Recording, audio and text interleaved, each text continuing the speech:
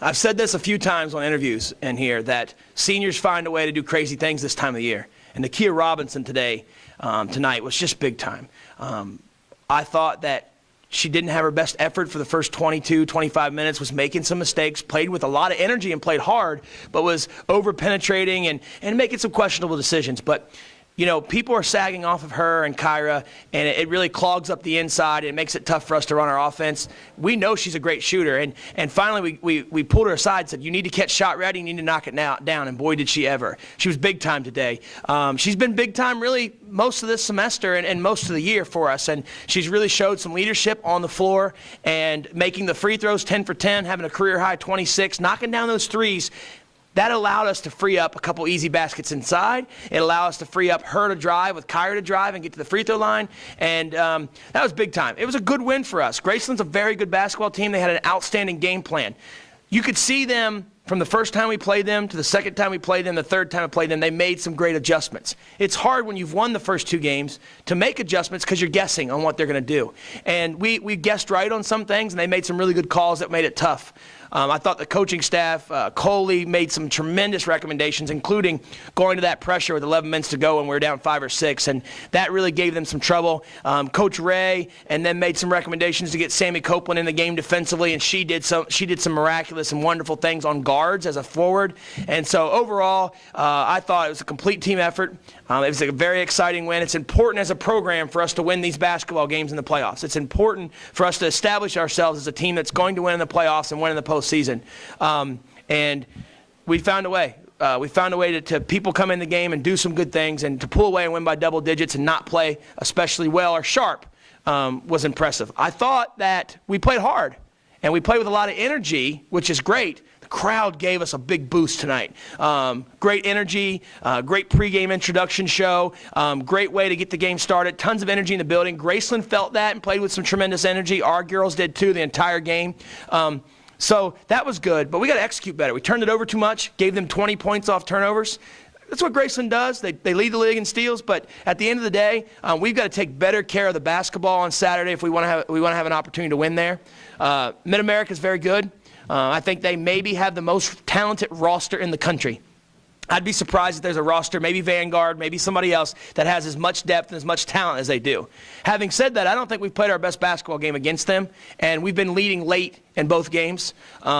And I think there's some things that we can do to be successful against them. We're going to have to make shots. We're going to have to take better care of the ball. And down at third place, we struggled guarding the Balcom sisters. They went to the basket way too easily on us. Palou had a nice game. And we gave up way too many offensive boards. It's important that we take care of that against Mid-America. It was exciting to keep this thing rolling. The win keeps us alive for a conference championship, which is our ultimate goal. It also keeps us in the mix, living firmly on the bubble for the NAIA at-large bid. Your team's down by 10 points in the first half. A late 13-0 run gives you Wow. a lead, and 13-0 run late in the half gives you a lead. What did that – talk a little bit about that run. It was important. We had said as a staff that, you know, it's not necessary that you go into halftime with a lead, but you certainly need to be in that 5-7 mark even, and that was important for us. But you know, we worked pretty hard for a while, and we took advantage of some mistakes they made, and that run was big time. To go in the locker room up 3 or 4, whatever it was, as opposed to being down 7, tremendous. And that 2-3 minute run that we made set us up. We went into the office at halftime, started looking over the data, shot charts and stats, and like, we shouldn't even be up 3. They shot the ball too many times. We turned it over too much. But at the end of the day, that big run, as well as that big run after the pressure, was key. And Graceland deserves a lot of credit for their game planning and their talent, but it was nice to see our kids show some resiliency and some toughness to win the game. Graceland 20 points off turnovers in the first half, none in the second half. What were the adjustments? Well, I mean, we got to take better care of the basketball. And again, Graceland, like I said, Graceland's one of the top teams in the league in steals. They overplay, they get out, knock passes away. That's an advantage of theirs. You know, Graceland's a lot like us when I say this, that they're just an average defensive team. I think we are too. But when you score on the other end, boy, it's really easy to play hard defense. And what was happening is they were getting some easy baskets. They were making some tough shots. They were making some threes. They were getting some layups. And when they came down the other end, they guarded us, had a great game plan, and took advantage of some opportunities early. Nakia Robinson hits 4 threes in the second half, but maybe the most pivotal play was when she took a charge after the turnover. Yeah. Just kind of break down what you saw. Well, we took a couple charges tonight, which was big. I think or 2 or 3 charges tonight, which ended up being timely for us. Nakia, again, Graceland finds a way to speed you up and turn you over. We tried to work on that as much as we could in practice, and I thought we did okay at that, but that was a typical turnover that Graceland charges. And, like a senior boss that she is, she figured out a way to get herself in a position to take the charge. Got a good call on that, and obviously that just changes the whole momentum of the situation, because you're winning. They have a chance for a layup. You turn the tides on them quickly like that. It makes a big difference.